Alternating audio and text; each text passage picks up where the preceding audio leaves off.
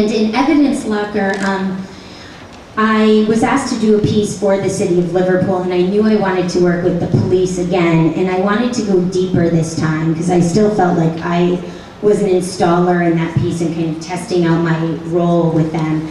And I liked this idea of working with the police, but I wanted to become almost a performer again. I wanted to get involved more physically with the process and the camera.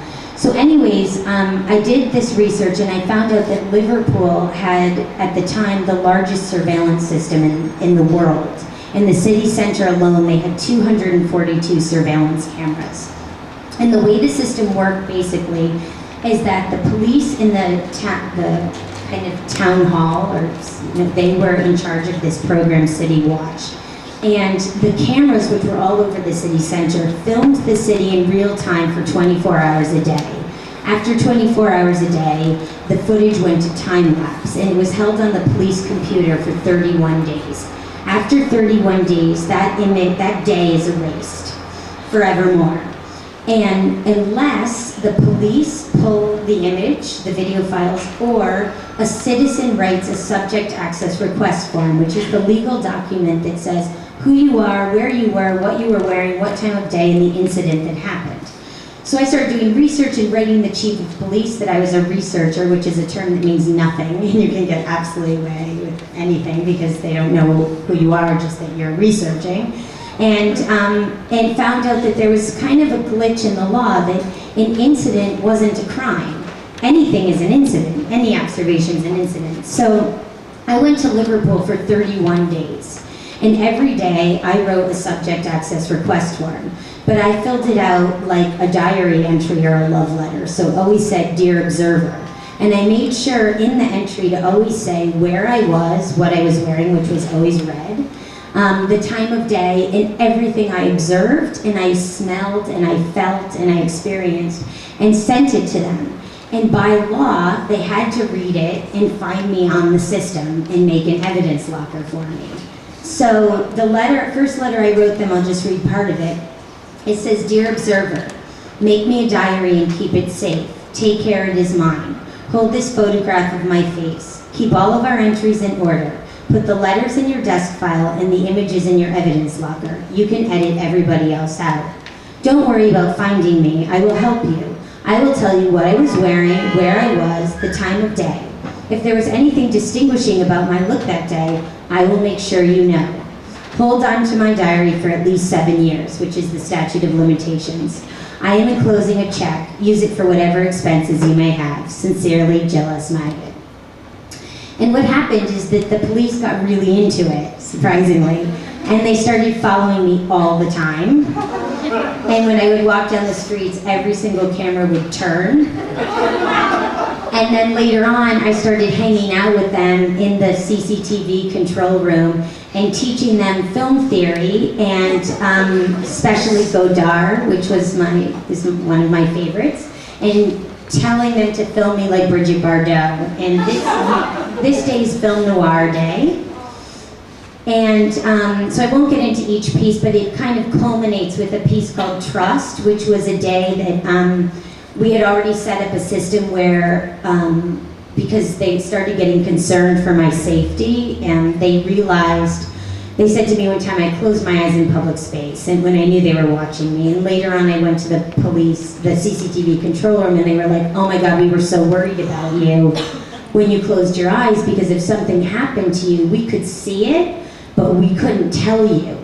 And it's like, yeah, that's the problem of surveillance. But so I was like, okay, well, why don't we solve that by, I'll put a microphone behind my ear, and you guys can talk to me, and no one else in the public will know, but you can see me and talk to me, and you can tell me when I'm safe. So one day, I asked them if I could close my eyes and if they would lead me through their system, through the city, and they did it for 18 minutes. And it's quite an intimate piece called Trust, and for me that's when it kind of overrides the system. Like once the police's eyes and the city became my eyes, there was no separation between me and the system itself. So it was quite an intimate piece. And then the letters culminate in a book This is me on the back of a cop's bike. That's the kind of ending. They ride me off the system. And this is a picture of its installation where you can read the book of letters. And it culminates in 4 video pieces, and that's all the pieces are edited from the police files by myself. And some of them are very cinematic. So that's another interest of mine, of taking this system of control and turning it into a cinematic space. So the last piece I'll talk about is the piece in the show here. It's called Lincoln Ocean Victor Eddy. And Lincoln Ocean Victor Eddy is part of the New York City police radio telephony language. So you know in the movies when they like say a license plate and they spell out the letters so there's no mistake. That's the radio telephony language. And this is the one for the New York City police. So Lincoln Ocean Victor Eddy is love. And for this piece, I moved back to Amsterdam after 5 years and was questioning art a lot, I would say. It was a big difference to come back from Europe to Chelsea, and how the gallery system was functioning and all of that. So that was one thing I was questioning. And then I had missed 9/11. I lived in Amsterdam during that time, and I was amazed at the amount of police in the city. And I was especially attracted to the subway because of all the cops that just stand there and don't move. And I kept hearing the announcement that you've all heard that says, please be advised you may be subject to a search for security reasons.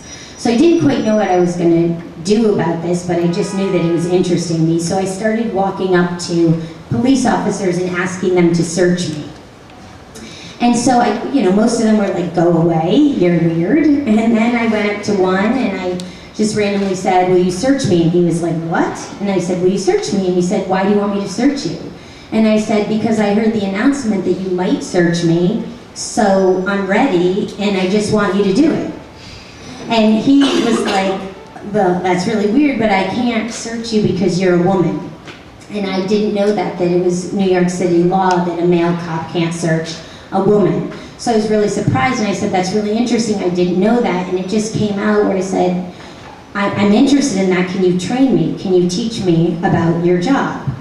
And he again thought it was very strange, but after a bit of a conversation, he wrote down a phone number and said to call him when he was on his shift later at 11:30 p.m.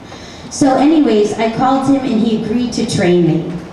And for the following 5 months, he worked the night shift in the New York City subway lines for one of the districts. And his whole job, the cops that are in the New York City subway system, their whole job, at least his job, is to watch the tunnels for terrorists. I don't make that up. Like, if there's a fight on the platform, they're actually not in charge of it, the people in his job. They're to watch for anyone going in and out of the tunnels. So for 12-hour shifts, they sit in a booth or they sit on the platform and they stare at the tunnels. So they're basically a surveillance camera. And again, of course, I'm very interested in that. So I basically stayed with him during these shifts and watched the city through his eyes, through his way, and learned a different side of the city and what it meant for security, for him, and privacy, and all the issues that Michael was bringing up. And this is the booth we would sit in often, you know those booths that are at the edge? And I would always have to hide under this white thing when the sergeant came. But they started recognizing me anyways. They'd say, that's that girl from the tunnel. And I just kept a book, which became this book, Lincoln Ocean Victor Eddy, of this kind of romance with him in the system. And I say romance loosely, it would never make a good Harlequin. But it was more romance the same way I would call Evidence Locker was a romance with the city. To me, this intimate kind of observation becomes a romance. And of course, it started pushing a lot of lines of what's acceptable and what's not. And so the last images I show are the ones here where this is me wearing his uniform. This is me learning how to use his gun. And this is the bullet he gave me from his gun, which for me is kind of the same thing as that video trust. It's kind of the whole fetishization of this relationship, that the amount of trust giving a bullet to me from his gun. So to me it becomes a very precious object and a symbol of this experience and this relationship. So I will leave it at that and pass it over to the McCoys, and they can talk about their work. Thank you.